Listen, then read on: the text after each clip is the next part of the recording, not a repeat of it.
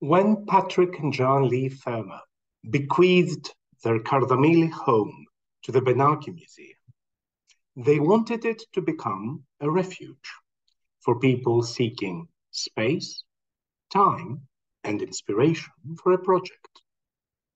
They acknowledged the role played by peace, quiet, beautiful surroundings, and the proximity to nature in intellectual travails.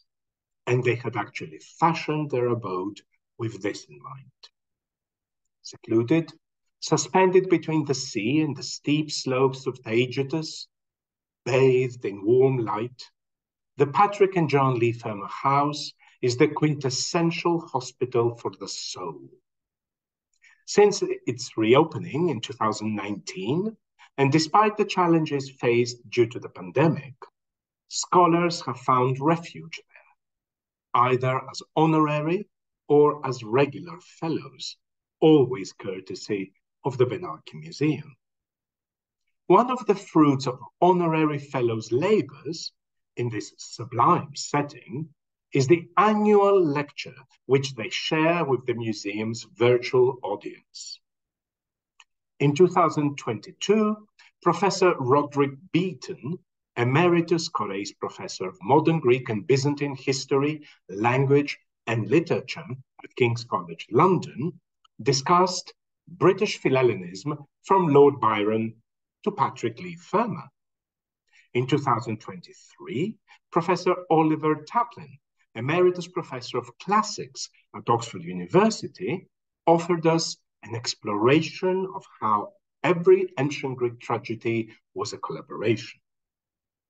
This year, it is the turn of Professor Dr. Erika Fischer-Lichte, Professor of Theatre Studies at Freie Universität Berlin and Director of the Interweaving Performance Cultures International Research Center at the same institution.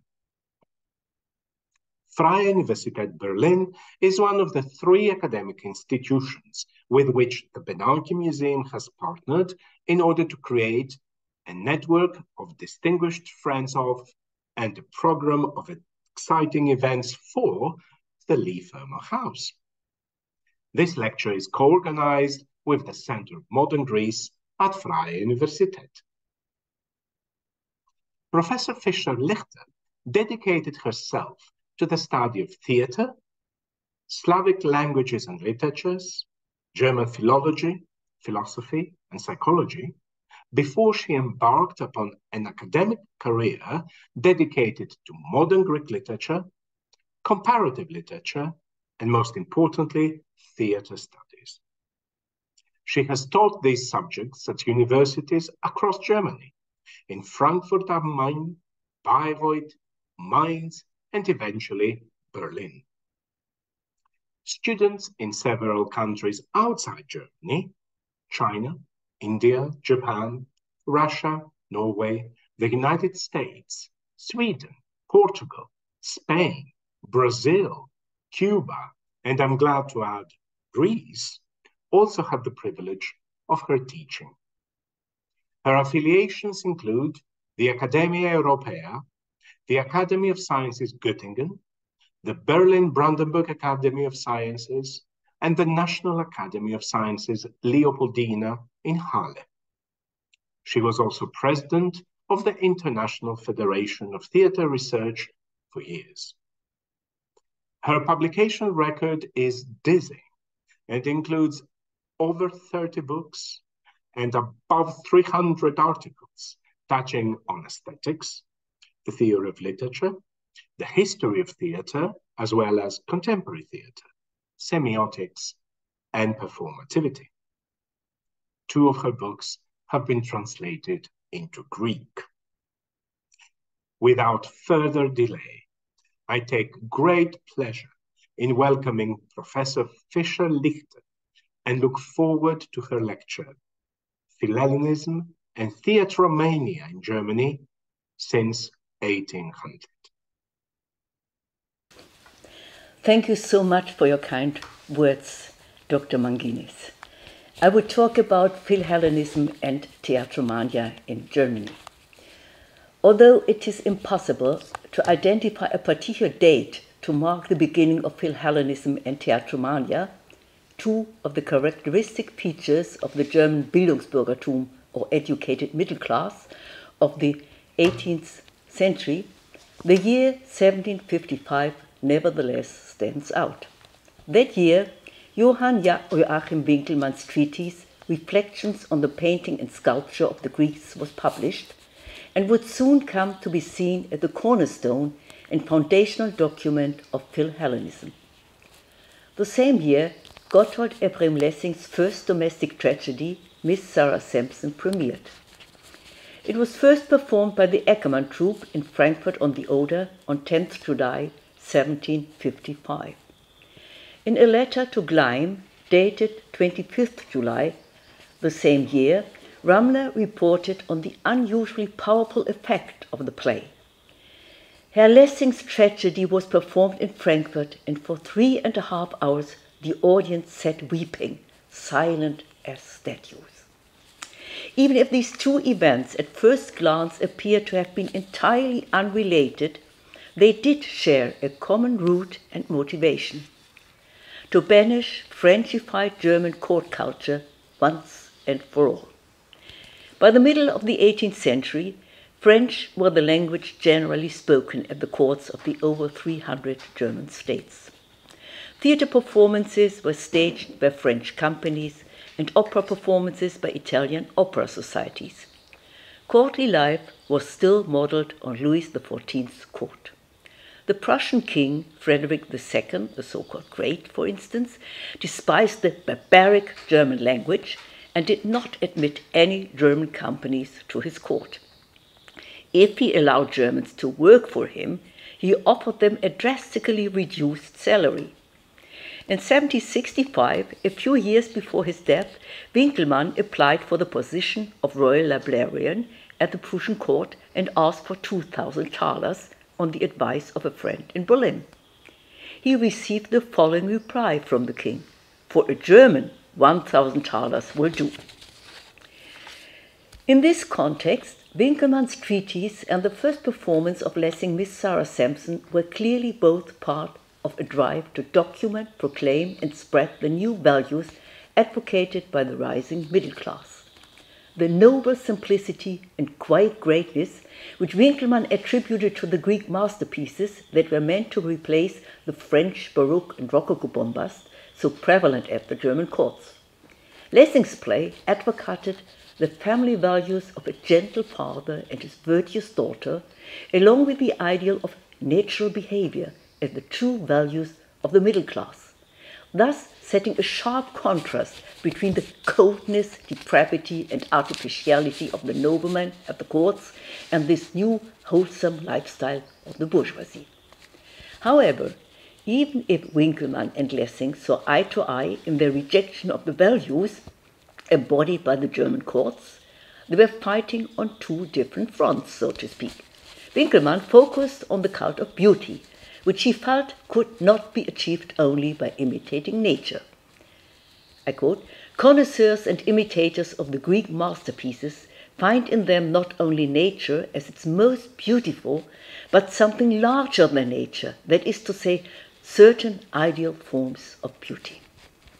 He concludes that the beauty of the Greek statues are discovered with less difficulty than those of nature, for it is not so diffused but more harmoniously united, which therefore makes it more affecting. In order to be able to appreciate the absolutely beautiful, the imitation of the ancient thus comes before the study of nature. From this it follows that there is but one way for the moderns to become great and perhaps unequaled, I mean by imitating the ancients. Lessing, meanwhile, emphasized the capacity of theatre to reinforce emotionality in the audience. For him, this applied particularly to what he described as the first and original feeling of humanity, empathy. In a letter to Nicolai from November 1756, Lessing explains, "The meaning of tragedy is this: It should develop our ability to feel empathy. It should make us so empathetic that the most tragic character of all times and among all people overtakes our emotions. The man of empathy is the most perfect man. Among all social virtues, among all kinds of generosity, he is the most outstanding. A person who can make us feel such empathy, therefore, makes us more perfect and more virtuous. And the tragedy which moves us also makes us thus, or it moves us in order to be able to make us thus, unquote. Although driven by the same motivation, directed against a shared enemy and striving for a familiar goal, that is, the perfection of human beings, Philhellenism and Theatromania took two different paths. Philhellenism was devoted to the cult of beauty that could only be found in the past golden age of ancient Greece, a beauty to which the middle class of the time did not have any access in their everyday life.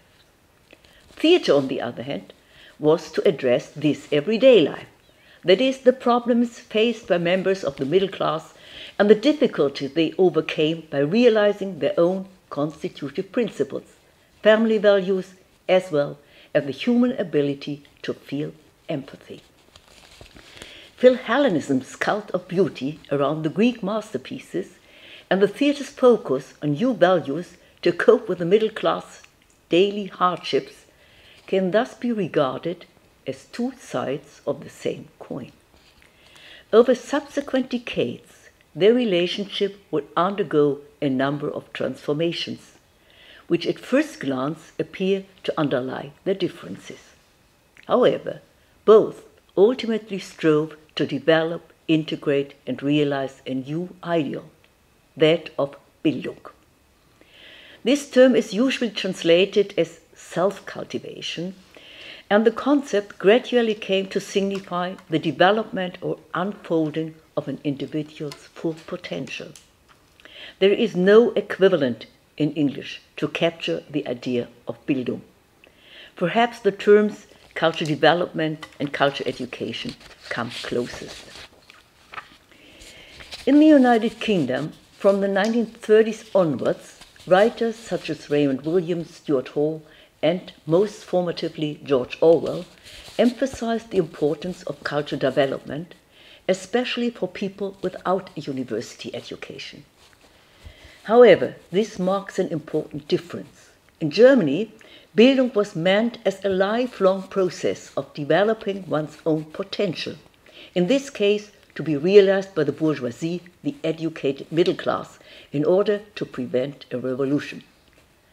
Later on, that is, after the founding of the nation-state in 1871, the ideal of Bildung was transferred to people without higher education, in particular the working class.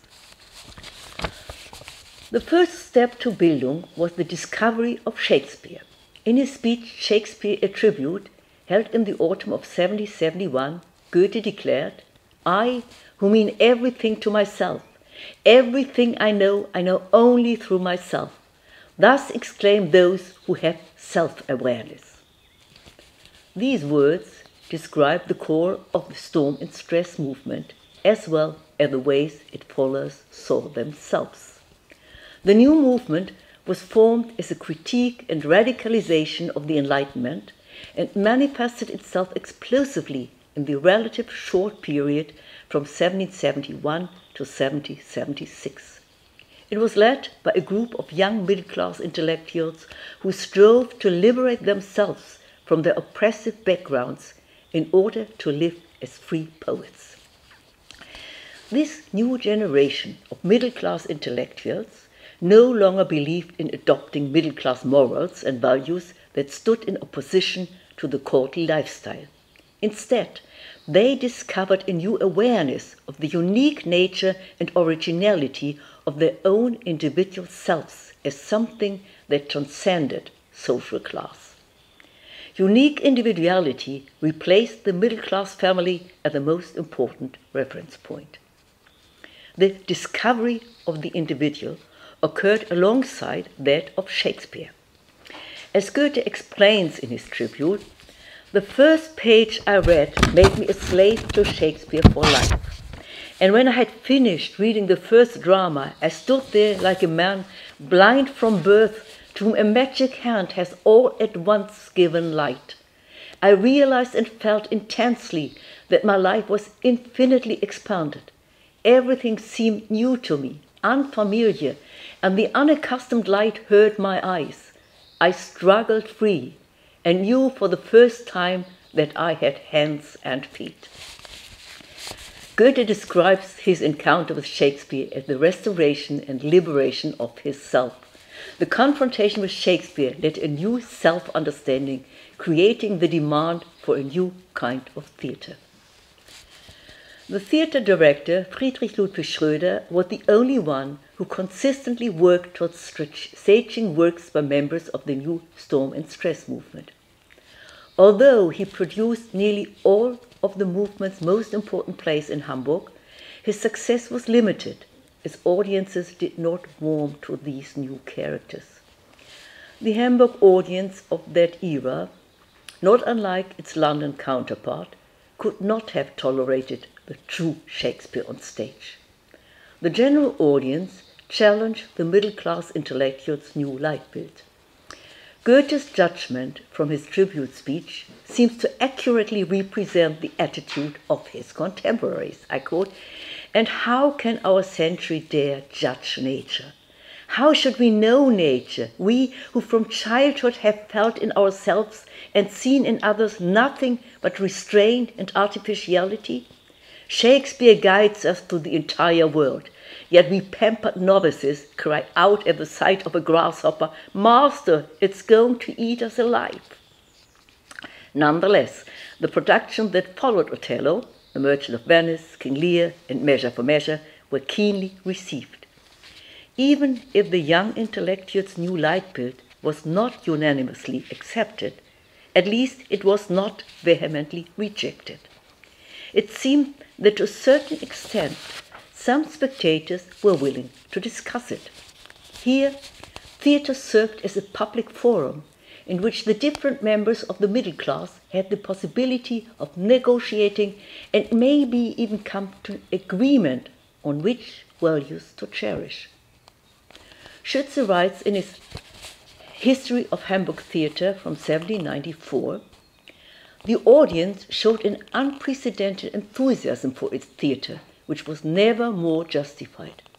This was due, not least, to a certain not inconsiderable group of friends of the theatre who formed an audience within the audience, a status in statu, a store within the stores, and who, no matter what one may otherwise remember, considerably encouraged theatre, art, and the improvement of taste. This group was increasingly composed of connoisseurs and dilettantes, but also fervent admirers of theatre, including lawyers, learned and simple craftsmen, who nonetheless had broadened their horizon through travel and reading beyond the mere status of merchants." The Theatromania of young intellectuals from the 1770s onwards can thus be explained as the hope and expectation that theatre would grant citizens that lacking sense of harmony and aid them in the process of cultivating themselves in order to enhance their Bildung. While Goethe was still working on his initial version of Wilhelm Meister, he also wrote his first classical play, which would come to be regarded as a product of Philhellenism and revered as the epitome of a new humanism, Iphigenia in Tauris, final version 1787. The first version was completed in March 1779. It premiered on April 6 the same year on the stage of an amateur theatre at the Weimar court in Ettersburg. The lead role of Iphigenia was played by Corona Schröter, a professional actress, while Goethe took the part of Orestes and Prince Constantine that of Pilatus. The latter was later replaced by Duke Karl August. Despite the obvious reference, Goethe's play is not an adaptation of Euripides' Iphigenia in Tauris. In Goethe's version, Iphigenia has succeeded to do away with the practice of sacrificing strangers on the altar of Artemis and convinced King Thoas that this is in his people's best interest. It is only when Iphigenia, still hoping to return home at some point, refuses to marry him that Thoas reintroduces the sacrifices. The final solution is not brought about by the dea ex machina Athena, but by Iphigenia's decision to adhere to the truth and by her faith in Thoas' willingness to fulfill his promise. I know you will keep your word. You swore, if ever chance of return to kin and home were granted me, to let me go, and now it has. In the same way as she opposed the Scythians' violence against strangers, Iphigenia also rejects the Greek strategy of artful words that manipulates, deceives, and seeks to outsmart others. Instead, she chooses the unexampled action of speaking the truth. Who has the right of unexampled action? Man alone? They clutch the impossible to great heroic hearts. Now my heart rises and falls with a bold undertaking. I shall not escape severe reproach, nor deep misfortune either should I fail. Still, I leave it in your hands. And if you truly are as you are praised, then show it, gods, by your support, and glorify through me the truth. Yes, sire, hear what I say. A secret chain of guile is being forged. Due to Iphigenia's faith in Thoas' unspoiled human nature, her unexampled action succeeds in transforming their relationship into one between equals who fully trust each other's humanity. The dramatic characters of the play are now no longer of the same husk and corn as we are, as Lessing envisaged it, but idealized figures who act as symbols of the human species. The often quoted passage from Goethe's letter to Charlotte von Stein, dated March 6, 1779, clearly points to the gap between the ideal nature of his drama and the social reality of his time. My play is making no progress here. It's devilish. The King of Towers has to speak as if no stocking weaver in Apolda were starving. The idealization of the characters was often achieved with recourse to Greek mythology. Moreover, Goethe transformed what was intended as the individualizing prose of the first and the third version, 1779 and 1781, into careful, highly polished iambics, which eliminated any individual differentiation. This linguistic abstraction and de-individualization greatly contributes to the process of idealization. It should come as no surprise, then, that Goethe completed the final revision of his play during his stay in Rome, 1786. Unlike their British and French counterparts, German Philhellenists such as Winckelmann, Goethe or Humboldt never set foot on Greek soil. The closest they came was Rome. Here they found not only copies of the Greek masterpieces, but also many originals. In Rome, Goethe succeeded in perfectly imbuing his play with noble simplicity and quiet greatness, the essential qualities of the Greek masterpieces according to Winckelmann. One might assume that here Philhellenism and Theatromania finally joined forces, but alas, this was not the case. The last version of Iphigenia and Tauris was published in 1787. It premiered only much later, on 7 January 1800, at the invitation of Emperor Franz II in Vienna. The next performance took place in Weimar on 15 May 1802. That is 5 months after Goethe's production of Joan. Schiller, who directed the play, made a number of changes to it. Both performances were received respectfully, but had little commercial success. The happy marriage of Philhellenism at theatre did not take place. More than 20 years later, Goethe, in conversation with Eckermann, reflected on this failure. I really had the notion once that it was possible to form a German drama. Nay, I even fancied that I myself could contribute to it and lay some foundation stones for such an edifice. I wrote my Iphigenia and my Tasso and thought with a childish hope that thus it might be brought about. But there was no emotion or excitement. All remained as it was before. Actors were wanting to represent such pieces with life and spirit, and a public was wanting to hear and receive them with sympathy. Noble simplicity, quiet greatness, and the cult of beauty were meant to contribute to the Bildung of the audience, but they were not well received by the spectators. Neither Iphigenia, nor Orestes, nor Tuas inspired empathy in the audiences. They appeared to be far removed from their everyday lives and disappointed their expectations from the theatre. In his poem, The Gods of Greece, 1788, Schiller praises ancient Greece as a time in which nothing was holy but the beautiful, a stark contrast to contemporary life as it was usually portrayed on stage.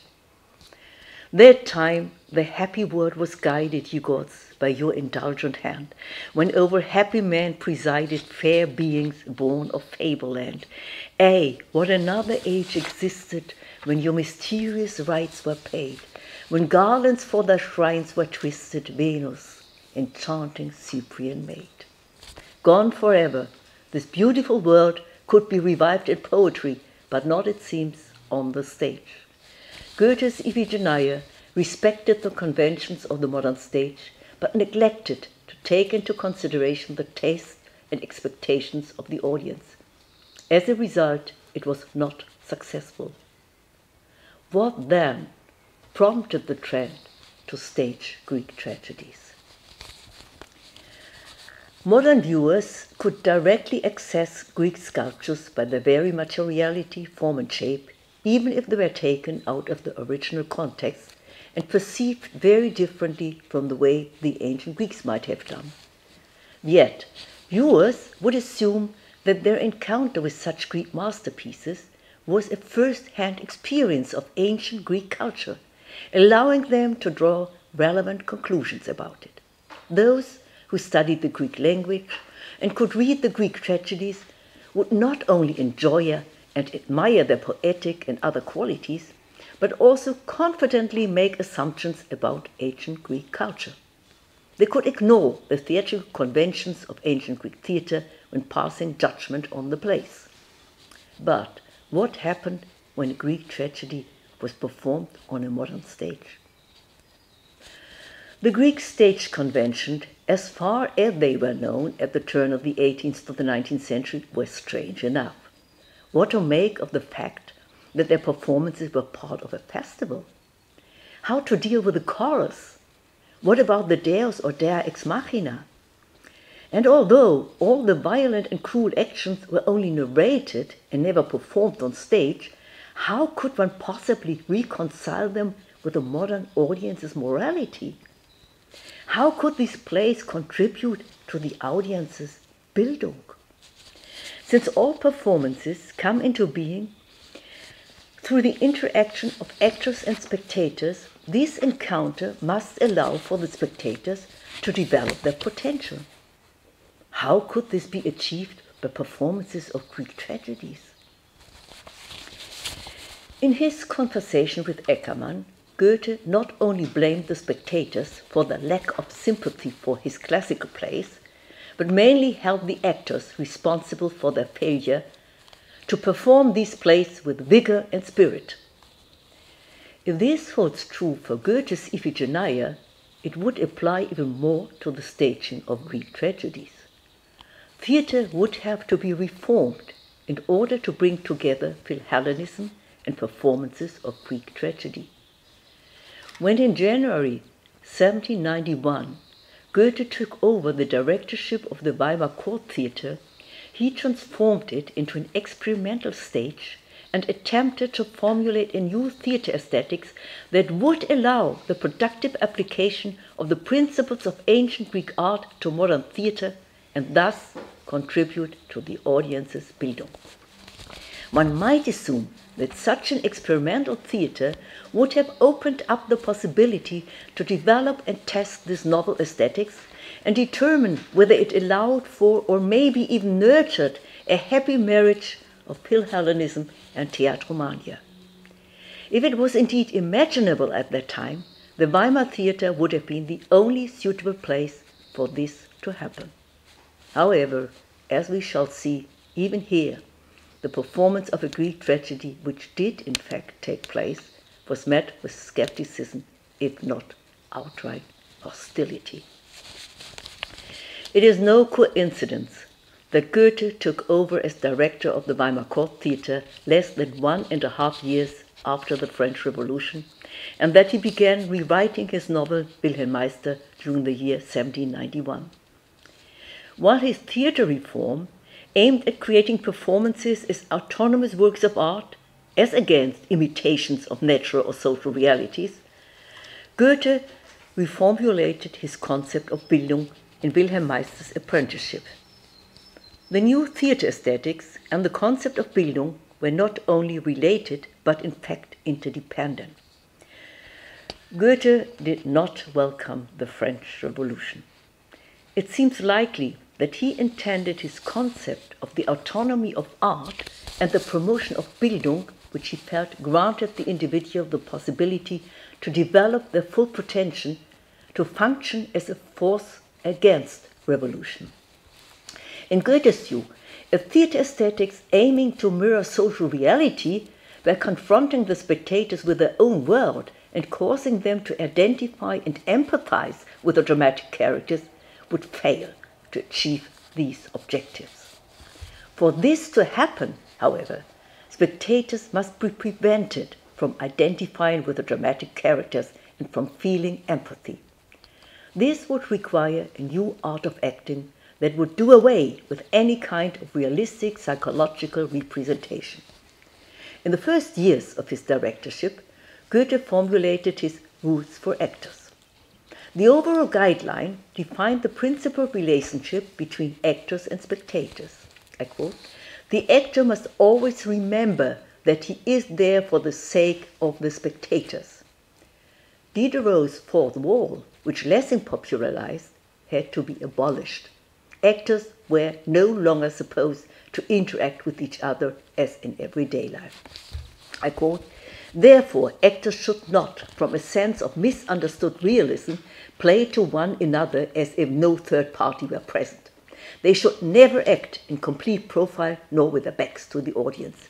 The actor ought also to take particular care never to speak the lines upstage, but always towards the audience. When rehearsing for their roles, the actors must keep in mind that the stage has its own laws, which differ from those guiding everyday behavior. Above all, the actor must remember that he should not only imitate nature, but also present it in an idealized way. That is to say, in his presentation he must unite reality and beauty. With all aspects of the performance forming a whole that is in harmony, a new figure emerges in the theatre, the director. The performance turns into a carefully devised production, an artwork created by the director as artist. Goethe led his own rehearsals. According to the actor Pius Alexander Wolff, who thought of himself as Goethe's student or disciple, the purpose and goal was to rehearse together long enough that all elements are comfortably and securely interwoven, and every hole is filled, every actor is so familiar with his own and the other roles that he knows their lines, until everything moves just like an opera, according to tempos chosen for specific reasons and feelings, while all moments still appear unconstrained. Goethe took recourse to the letters on the contemporary French tragic stage, which Wilhelm von Humboldt sent him from Paris in August 1799 to formulate his rules for actors and his principles of directing. Goethe found the letters so useful that he compiled them into an essay for the journal Populaire. As he wrote to Humboldt, they also helped him conceptualize his theatre reform. This essay, which came very much at the right time, has had a great impact on myself and Schiller, and brought into a sharp focus our understanding of French theatre. In his letters, Humboldt makes a fundamental distinction between the French and the German art of acting. The German actor merely continues the work of the poet, albeit in his own way. The subject matter, the feeling, the expression are his first, often only, consideration. The French actor links the poet's work to the talent of a musician and painter, which also means he is less pronounced with his character's expression and does not leave us as deep an impression. Humboldt explains that we place too little importance on this true brilliance of art by making the argument that our senses are not sufficiently trained, our ear is not musical, our eye not painterly enough. Concerning the German theatre, he concludes that the set design, the costumes, and particularly the shaping of the body, should be handled with more care if the art of acting was to be based on some kind of training. He encourages the German actor not to separate the poetic from the painterly in his art, for he must consider that in some way no other art is as close to the art of acting as dance. Since it is the actor's duty to idealize, which applies to all artists, he can learn a lot from dance. The letters supported Goethe's opinion that music and painting are the guiding principles of a production, which explains why he emphasizes the importance of the set design in his rules for actors. It provides the background for the picture, the bare tableau in which the actor supplies the living figure. Schiller, contrary to Goethe, had welcomed and embraced the French Revolution. The revolutionaries in turn celebrated him as a poet of freedom. They even granted Monsieur Gillet honorary citizenship of the Republic. However, Schiller was deeply shocked when the revolution turned into a reign of terror. He changed the final verses of his poem, The Gods of Greece, so that it now ended with the words, "Ay, that which gains immortal life in song, to mortal life must perish," which confirmed that the beauty of ancient Greece was lost and gone forever. He also embarked on a search for how to secure the freedom of the individual and the state without violence and terror. Schiller was convinced that without a new political order, the individual's chance of unfolding their full potential was limited. Citizens would only be able to realize this goal if the state permitted them to do so. However, I quote, "Because the state is to be an organization which is formed by itself and for itself, it can really become such only insofar as the parts have been severally attuned to the idea of the whole." This interdependence between individual, personal, and political freedom raises the question of priorities. Schiller answered it in favor of the individual. "I hope to convince you that we must indeed, if we are to solve that political problem in practice, follow the path of aesthetics, since it is through beauty that we arrive at freedom."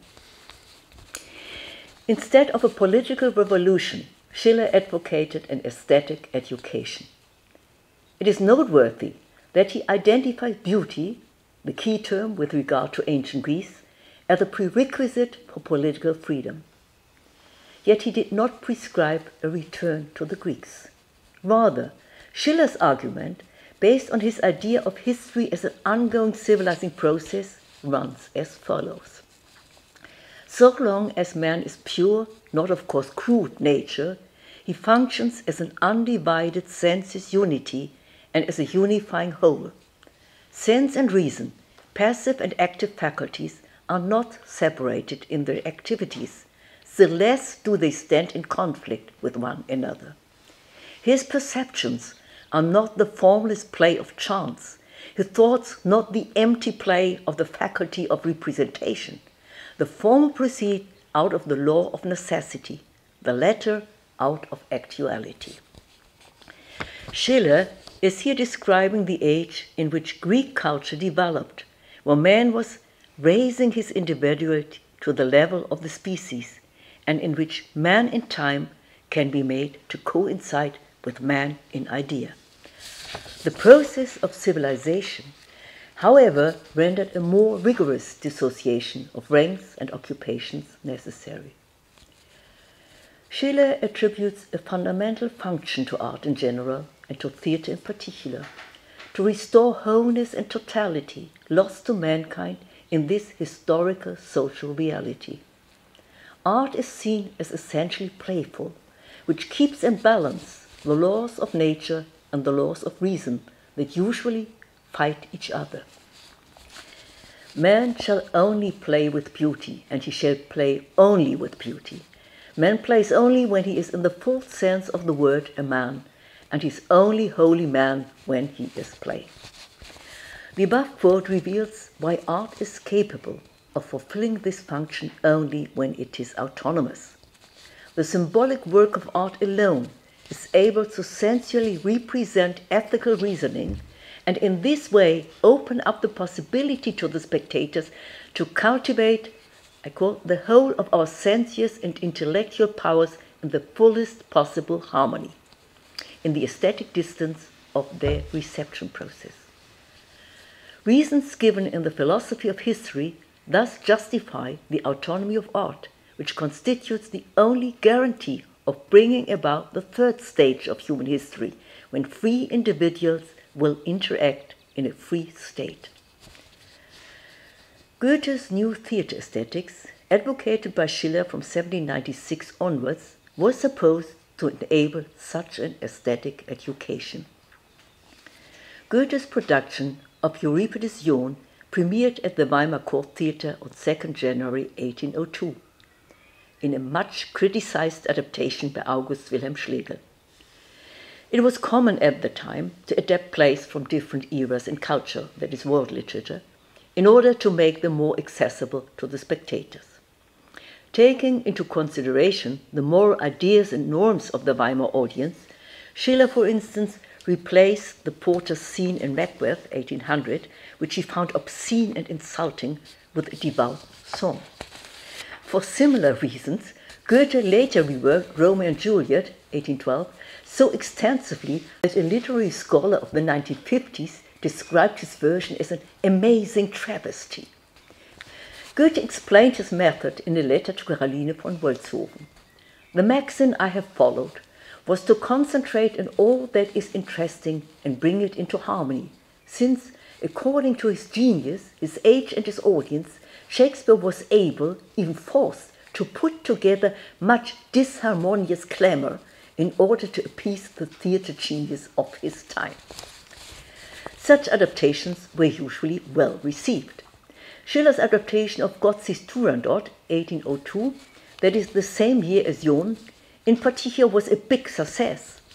Schiller penned new riddles for each performance, enabling him to incorporate the many suggestions he received from enthusiastic spectators.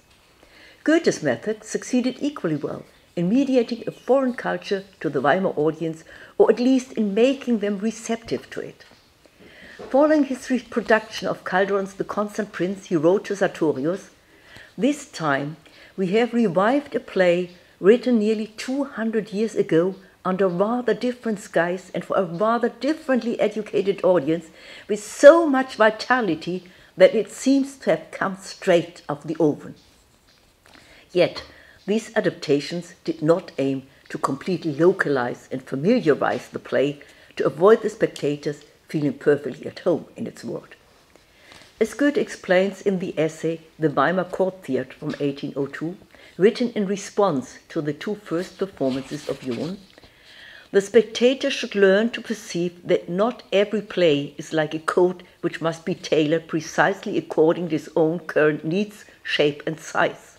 We should not think of satisfying our actual spiritual, emotional and sensual needs in the theatre, but we should instead see ourselves as travelers who visit foreign places and lands, to which we travel for the sake of learning and delight, and where we do not find all those comforts which we have at home to shape our own individual needs.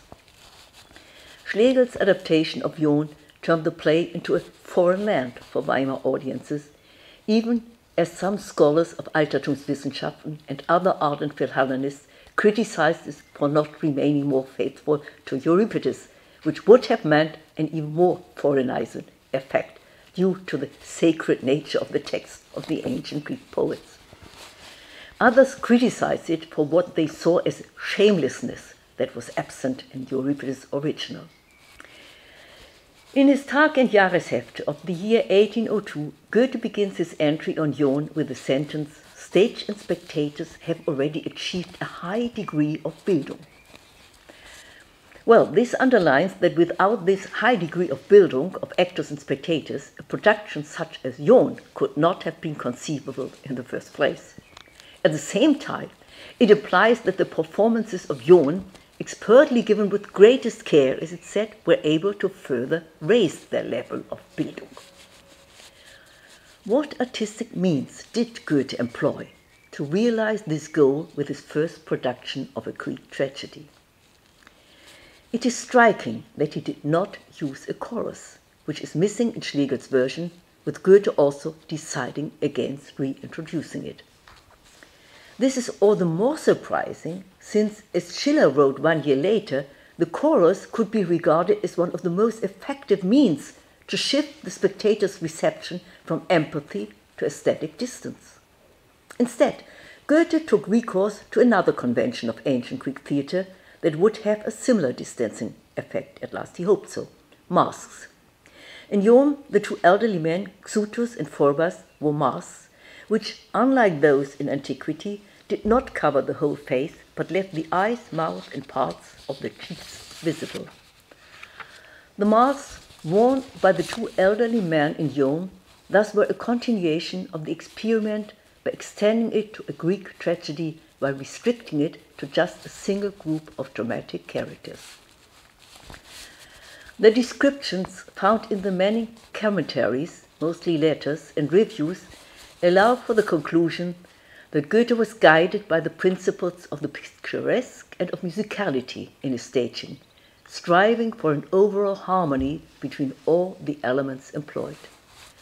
Caroline Schlegel, a partial observer perhaps, as this was still a year before she would divorce from her husband August Wilhelm Schlegel, the author of Joan, praises it for being the most perfect performance I ever saw in the theatre, which was justifiably famous for its harmonious composition. A more reliable witness, the philosopher Schelling, who would marry Caroline in 1803, states, "I don't remember ever having had the pleasure of experiencing such a harmonious vision in the theatre." There was even a kind of open reference to Winckelmann's ideal of Greek beauty made at the beginning and the end. In the opening scene, the actress Caroline Jagermann, as Joan, stood in the open doorway of the temple and posed as Apollo Belvedere, remaining thus for several minutes. The pose was repeated at the end by Apollo.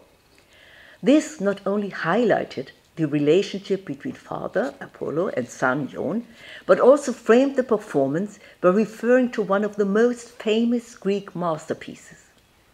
In his Geschichte der Kunst des Altertums, History of Ancient Art, 1763 to 1768, Winckelmann states, "The statue of Apollo is the highest ideal of art among all surviving ancient masterpieces."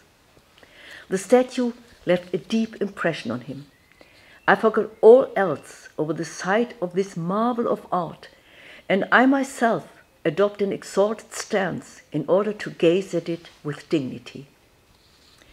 Goethe saw the Apollo Belvedere in the Vatican during his stay in Rome, and his response was somewhat similar. And this is how Apollo Belvedere took me away from reality. Joan's and Apollo's respective initial and final poses are often mentioned in letters by various spectators. This framing clearly appealed to the Philhellenists present in the theatre and contextualized the performance programmatically. The principle of musicality was crucial for the declamation. Caroline Schlegel in her letter to her husband, as well as in her anonymous article in the Journal for the Elegant Word, underlines that the actors spoke the iambic and anapestic verses very well and without any wrong emphasis. There was a very musical exactness, of which one knows little when it comes to the naturalism and the republicanism at other theatres. What can easily spill over into mannerism, and sometimes really does, was so well conducted this time that it appeared to be wholly free of mannerism and marked the achievement of a new stage. We can conclude that the actors succeeded in realizing Goethe's idea of declamation expressed in his rules for actors. One could call declamation a kind of music in prose, for it has in fact much in common with music. The production was not meant as a revival of Greek theatre. Rather, its new aesthetics was intended to recreate modern theatre as an autonomous art, the goal of which was not to imitate social or natural reality, but to bring forth a new reality of its own, a reality that affects the senses through its beauty and encourages, indeed demands, contemplation due to its symbolic meanings. We might even go one step further to conclude that this happy marriage of Philhellenism and theatre realized Schiller's idea of an aesthetic education as well as Goethe's idea of Bildung. Engaging the senses and stimulating contemplation would have allowed the spectators to play with the idea of the beautiful, thus achieving a human ideal and to unfold their own potential. In this way, the autonomy of art would have fulfilled its purpose. However, the documents on the reception of the performance tell quite another story. The production was a complete failure, which was partly due to the shamelessness of the adaptation. An enraged Caroline Herder wrote to Karl Ludwig von Knebel, "A more shameless, impudent, corrupting play than Joan has never been staged."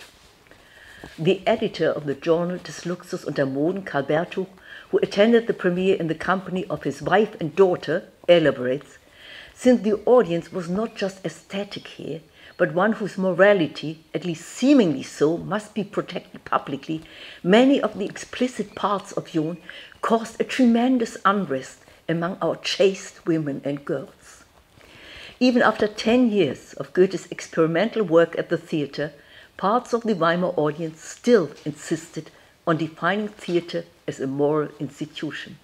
They vehemently refused to receive and judge a performance according to the purely aesthetic criteria, and so resisted regarding it as an autonomous work of art.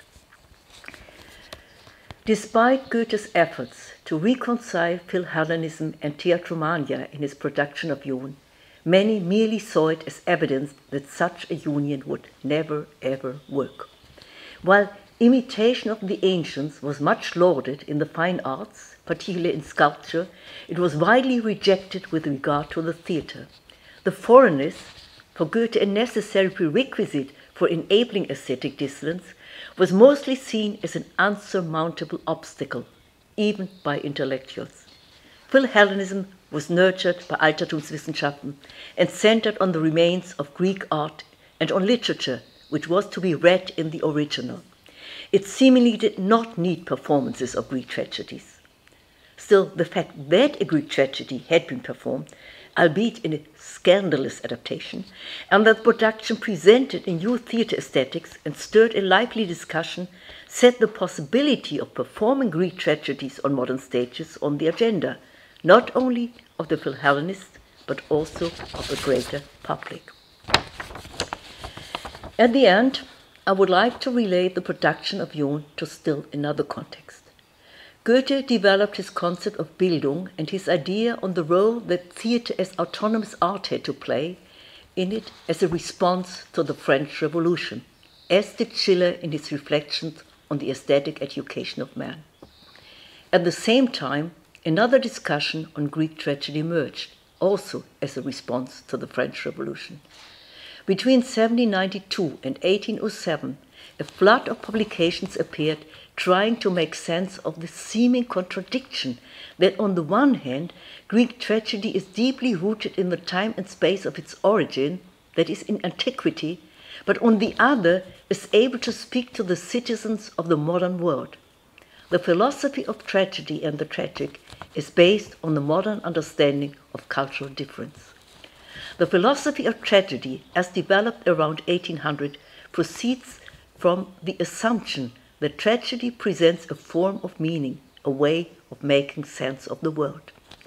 By reflecting on tragedy as a meaningful representation of the historical process, the reader becomes aware of the historical difference, the foreignness of the tragedy, and acquires the ability to define his or her own position. It is obvious that Goethe was striving for such a result with his production of Joan. But what might have worked for a philosophically inclined reader failed with the audiences in the theatre.